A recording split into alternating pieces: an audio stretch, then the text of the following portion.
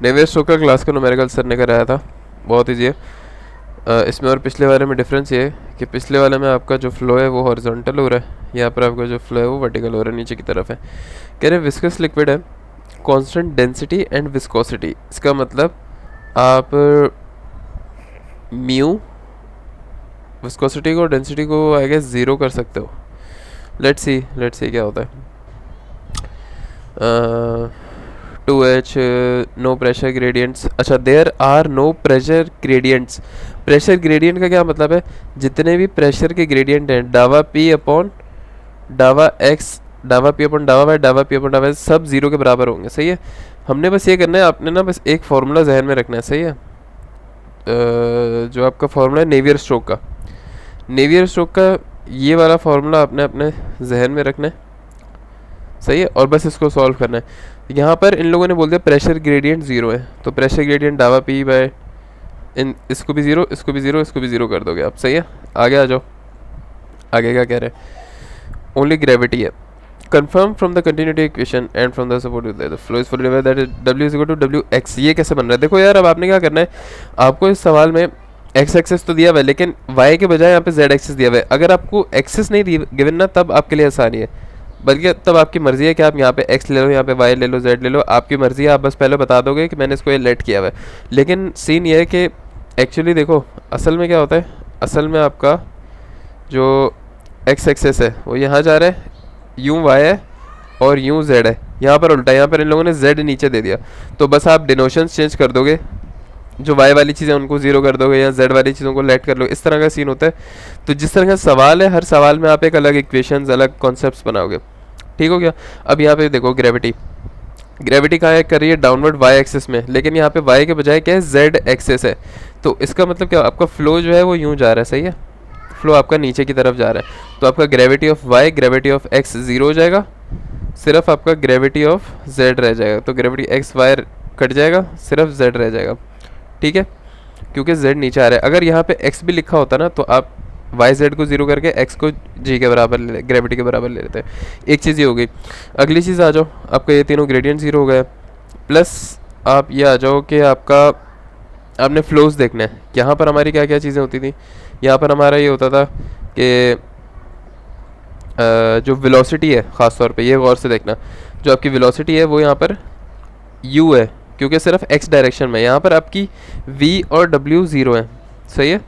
x axis में velocity है, जबकि z और y एक्सिस में आपका फ्लो यूँ भी नहीं जा रहा और यूँ भी नहीं जा रहा। आपका फ्लो सिर्फ वन डायरेक्शनल 1D में यूँ जा रहा है। इसका मतलब यहाँ भी आपका जो फ्लो है वो 1D में नीचे की तरफ आ रहा है, ना फ्लो यहाँ पर जा रहा है और ना फ्लो अंदर या बाहर की तरफ आ रहा है। ये प्लेट भी इन्फिनिटी की तरफ जा रही है। सही है। ये प्लेट को अगर मैं आपको फ्रंट व्यू दिखाऊँ ना, तो ये इतनी लंबी प्लेट्स हैं और यूँ इन्फिनिटी तक जा रही हैं, और फ्लो आपका, ओ सॉरी, यहाँ इन्फिनिटी, हाँ यूँ भी इन्फिनिटी जा रही है, और आपका फ्लो जो है वो हो रहा है यहाँ नीचे की डाउनवर्ड साइड पे।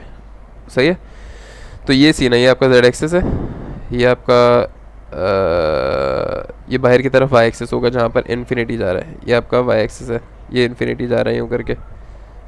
ओके, तो यहाँ पर आपका क्या क्या जीरो हो गया। यहाँ आपकी जो वेलोसिटी है वो सिर्फ कहाँ जा रही है? W, Z कंपोनेंट में जा रही है।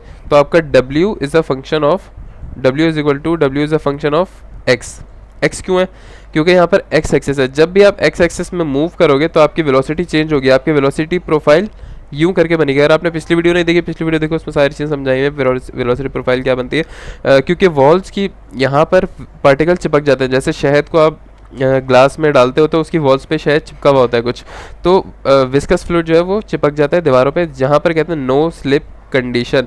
जितना दीवार के करीब होगा उतनी वेलोसिटी ज़्यादा होगी, जितना दीवार से दूर होगा उतनी वेलोसिटी ज़्यादा होगी, जितना दीवार के करीब होगा उतनी कम होगी।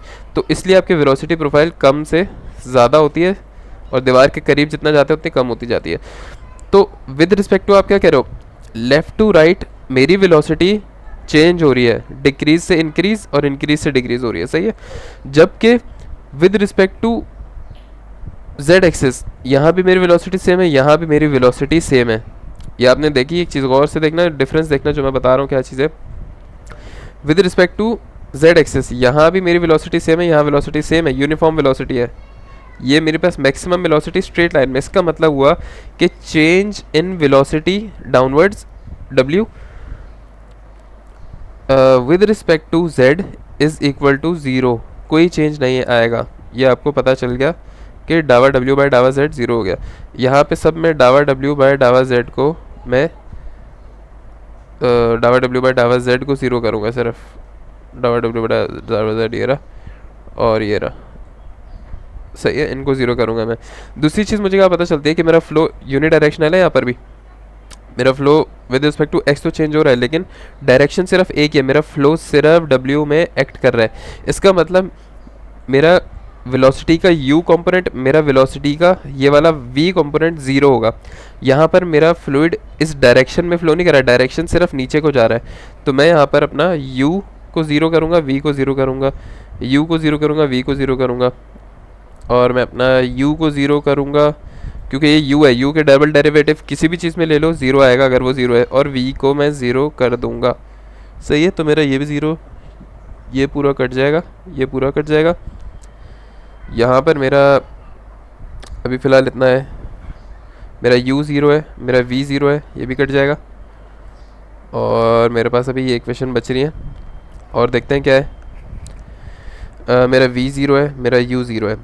ये देखो ना, ये डावा u है ना, सिर्फ आपने दोनों चीज़ों में u देखना है। एक तो u ये रहा, ये 0 है तब भी ये वाली टर्म 0, और ये डावा u 0 है तब भी टर्म 0। u का डेरिवेटिव अगर u 0 है, 0 का डेरिवेटिव 0 आएगा, ऐसे ही है ना, ये सीन है, कांस्टेंट का डेरिवेटिव 0 होता है। तो ये मेरा ऊपर वाली टर्म पूरी 0 हो गई, ये वाली टर्म मेरी पूरी 0 हो गई, सिर्फ ये नीचे की टर्म बचती है जो कि अभी तक फ़िलहाल ये बच गई है। और चीज़ें अभी हम देखेंगे कि क्या है। डावा w with respect to x, okay, ये चेंज नहीं हो रहा। डावा w with respect to x कहाँ चेंज हो रहा है कि मेरी जो u वेलोसिटी है वो with respect to x axis हकीकत में चेंज हो रही है। तो ये तो मेरा 0 नहीं होगा, ये किसी चीज़ के बराबर होगा लाजमी। और उसके बाद मेरी ग्रेविटी भी है gz, तो मेरी इक्वेशन मैंने ये रो जी gz को रो g कर दिया, सही है, सिर्फ g कर दिया क्योंकि एक ही एक्सिस में आ रही है, और प्लस का विस्कोसिटी इंटू डावा w, डावा स्क्वायर w अपॉन डावा एक्स स्क्वायर। अच्छा, डावा w ओवर डावा t भी आपका 0 होगा। क्यों 0 होगा? क्योंकि देखो मेरा w एक्सिस में, z एक्सिस में जब ऊपर से नीचे वेलोसिटी आ रही है तो 1 मिनट, अभी इसकी वेलोसिटी है 5 मीटर पर सेकंड, सही है, इस पॉइंट पर ले रहा हूँ मैं, इस पॉइंट पर मेरी वेलोसिटी कितनी है 5 मीटर पर सेकंड। मैं 10 मिनट बाद देखूंगा तब भी मैं देखूंगा कि ये 5 मीटर पर सेकंड ही है। तो इसका मतलब विद रिस्पेक्ट टू टाइम मेरा w डायरेक्शन में वेलोसिटी चेंज नहीं हो रही, इसका मतलब ये 0। तो बस मेरे पास ये वाली इक्वेशन बन जाएगी। यहाँ पर देख लो आप, आपके पास क्या इक्वेशन बन रही है, सब 0 कर आगे कट कटा के आपके पास ये बन गया, ईजी है, आपके पास ये बन गया, since w is the function of x only, सही है, इजी है, आपको यहाँ तक समझ आ गया। ये वहाँ जा ले गए, ये माइनस में हो गया, सही है, माइनस में हो गया। अब आप करोगे इसकी डबल इंटीग्रेशन मैंने पिछली वीडियो बताई थी कैसे करते हैं, और ये आपको होपफुली समझ आ गया होगा।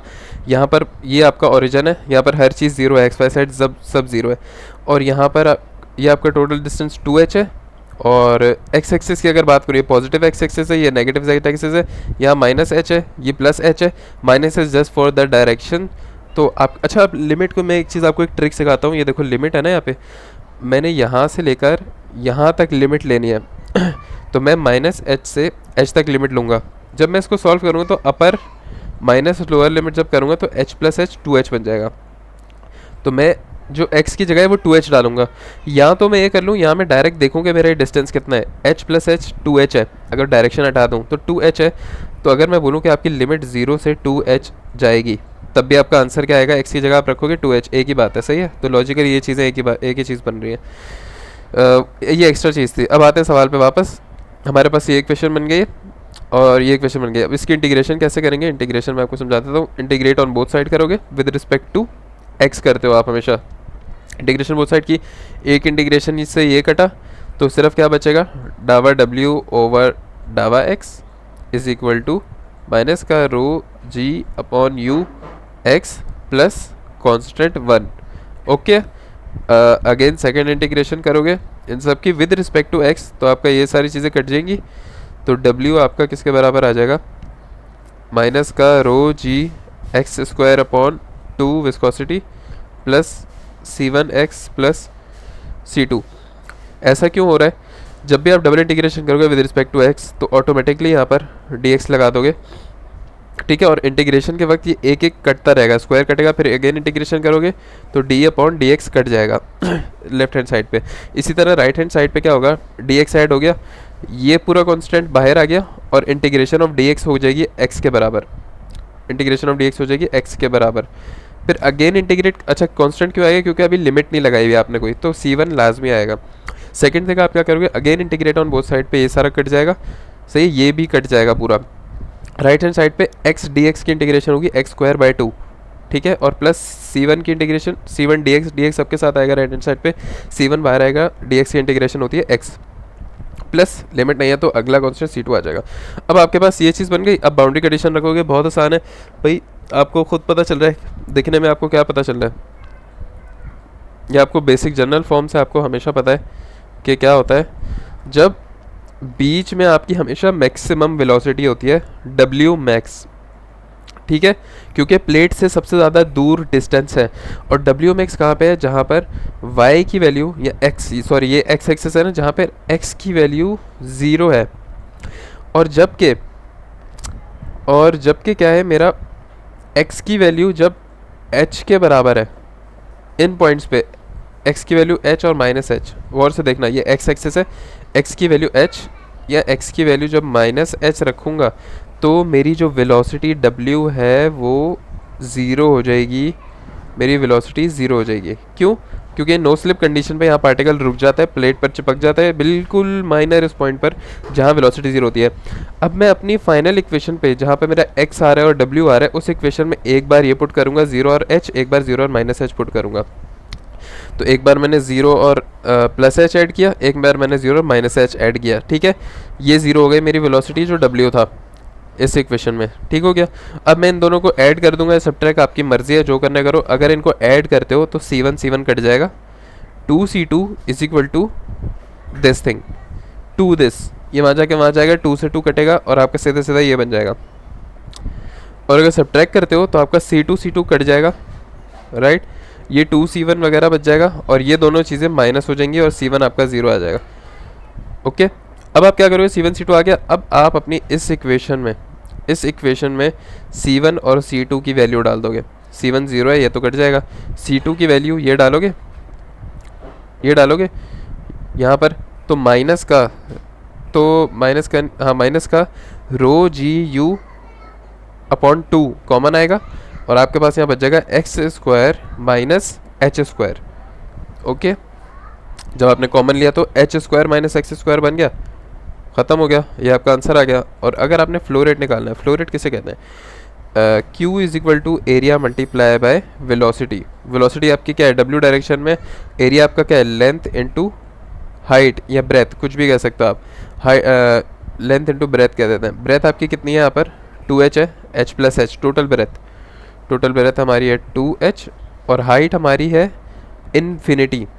अब इशू ये है कि भाई इन्फिनिटी के लिए हम पूरा आंसर इन्फिनिटी हो जाए, तो हम यहाँ पे सपोज करें कि हम एक यूनिट लेंथ की बात कर रहे हैं, तो 1 लेंथ की बात करेंगे। अगर सवाल में उन्होंने बोल दिया ना, ये तो अभी एक न्यूमेरिक टाइप वैल्यू नहीं है, अगर जब यहाँ पे आपको इन चीज़ों की वैल्यूज़ दी हुई होंगी, ये भी एक बेस न्यूमेरिकल है, तब आपको सॉल्व करना पड़ेगा। जब वो बोलेंगे ना कि हम आपकी ट्यूब की जो लेंथ है वो है भाई 2 मीटर है, तो आप यहाँ पर 2 रखोगे। ओके, तो 2h into W, right, wait, अभी 2h नहीं रखा, यहाँ आप लिमिट 2h रख दो, आपकी मर्जी है, लेकिन अभी लिमिट लगाओगे, अभी रुक जाओ, अभी इनको इंटीग्रेट नहीं किया, सॉरी, इंटीग्रेट करेंगे। तो Q is equal to W into height के बजाय dx रखोगे आप, अभी वो नहीं रखोगे, अभी आप लेंथ इंटू ब्रेथ नहीं, आप सिर्फ अभी ब्रेथ को आपने 1 रख दिया, लेंथ को, और ब्रेथ को अभी आप dx रख दोगे, क्योंकि आपकी with respect to x change हो रही है। ये जो आपने बनाई है ना इक्वेशन, ये इक्वेशन बता रही है कि वेलोसिटी प्रोफाइल x के हिसाब से कितना चेंज हो रही है, सही है। Now this is at a point जहाँ पर आप एक पॉइंट रखोगे स्पेशल, x की कोई वैल्यू रखोगे और हाइट की कोई वैल्यू रखोगे तो सॉल्व करोगे। अब हम एक जनरल इंटीग्रेशन करेंगे कि यार हमें अगर यहाँ से यहाँ तक पूरे के लिए चाहिए, एट अ पॉइंट नहीं चाहिए, पूरे के लिए चाहिए, तो आप फ्लो निकाल रहे हो, यहाँ पर इंटीग्रेट ऑन बोथ साइड कर दोगे फ्लो को।